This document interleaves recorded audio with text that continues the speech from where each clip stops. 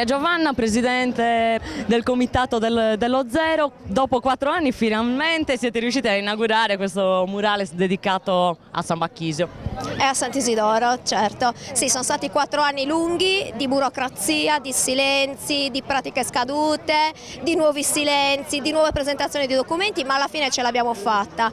Devo assolutamente ringraziare delle persone che però hanno reso possibile questo, perché è vero che io sono bella testarda e sono riuscita in qualche modo ad avere la realizzazione senza l'aiuto di nessuno, soprattutto dell'amministrazione pubblica nostra, ma delle persone mi sono state molto vicine. Sono l'ingegnere Giovanni Cherchi, l'architetto Pilotto di Nuoro, Angelo Pilotto, e poi il geometra Mischino, che è stato bravissimo, ci ha seguito, ci ha fatto le pratiche, le proiezioni, perché c'è un plico inimmaginabile di fogli, ed è stato Gesumino Mozzo. Quindi grazie a loro siamo riusciti, ma è stato veramente difficile, questo sì.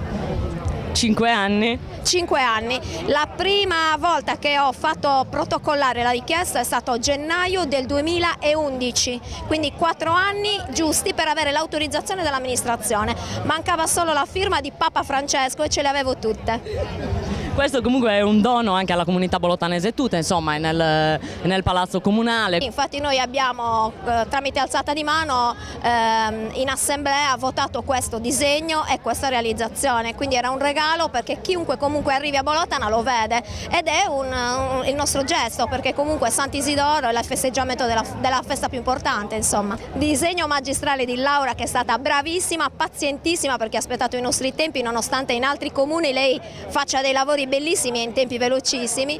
Un grazie grande proprio a Laura. Laura Cosseddu, quanto ci hai messo a realizzare questo murale?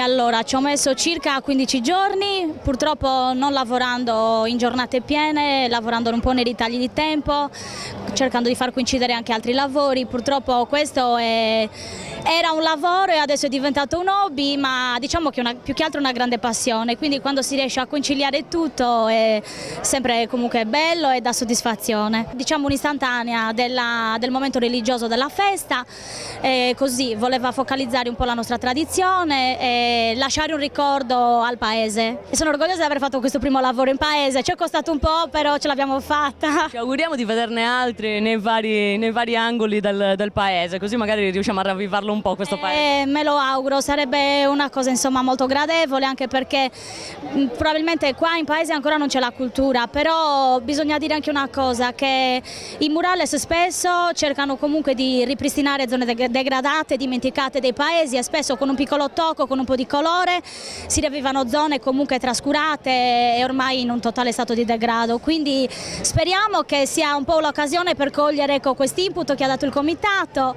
Speriamo che sia di buon auspicio, ecco. Non diciamo altro per adesso, speriamo che vada bene così.